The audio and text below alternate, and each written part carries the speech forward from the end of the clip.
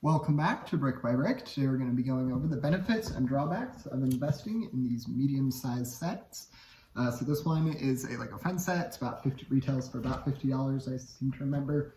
And one of the cool parts about these is you're somewhat likely to get rare or exclusive minifigures, less likely than in the bigger sets, just because Lego generally does that. But in these medium-sized sets, you get quite a few minifigures generally, as well as quite a few pieces. And this set especially has done pretty well as a Lego investment. It hasn't been retired for too long either, this Lego Friends set. I believe it's the only Friends TV show set that has been made. I think it was a Lego Ideas set, but it turned out to be a pretty great investment, and that can be a good benefit to investing in these medium-sized sets, but they also kind of have the drawback that they're not as cheap as the smaller size ones, and they are less likely to contain exclusive minifigures that are generally found in the bigger sets, like this Lego Harry Potter set. This one has 4 exclusive minifigures in it, one from each house from the Harry Potter series, and it has done quite well. Well, this one hasn't retired yet, but this Lego Friends set has done well. But there are also plenty of medium-sized sets like this one. This is I'll set it here. This is just a Lego Star Wars X-Wing. There have been quite a few versions of this, which is unfortunate. I should have realized that as a Lego investment, but it has not turned out too well.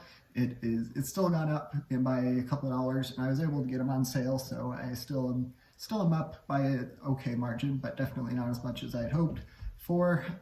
But that can be a drawback from these medium-sized sets, is Lego makes a lot of them, and they can be, especially for sometimes famous builds like this X-Wing, generally, well, sometimes it can turn out to not do well as a Lego investment. I wish I had thought of that. I bought 3 or 4, I think I have 4 of them in my collection, so it was about $160 or so mistake, but they've still got a value, like I mentioned earlier, so that can be a benefit. But we'll go through this. This one is a bit bigger. This is the Lego Hogwarts Express set. So this one hasn't done as well as I had hoped. Lego made a better version of this set shortly after this one was produced, which is unfortunate that for everyone who bought this set. I thankfully only bought one of these, so it wasn't too big of a financial commitment in order to purchase this set. But it's been an okay one to have. It's got lots of cool minifigures. You get the Dementor, the Trolley Witch, a couple other cool little minifigures there in the set. I'm not certain if any of them are exclusive to the set, but that can sometimes be a good reason to help increase the value. And then there's kind of a wide variety for these medium-sized sets. Some people would think these like $20 to $25 ones are also in that category, and these can be a great size to invest in.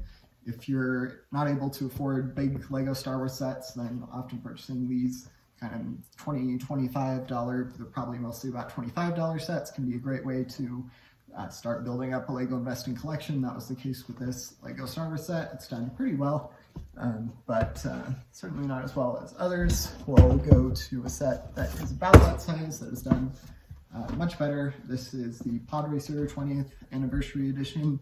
It's got 279 pieces, set number 75258. It's got the exclusive Luke Skywalker minifigure there. That's a great addition to the set. This set is done pretty well. It's a bit smaller than the one we started with. It's about a $25 set. I was able to get it on sale too, so it's cheaper.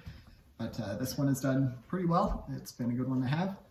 Pretty much all of the 20th anniversary sets have been some really great Lego investments, but that can be some of the benefits and drawbacks investing in these medium-sized sets.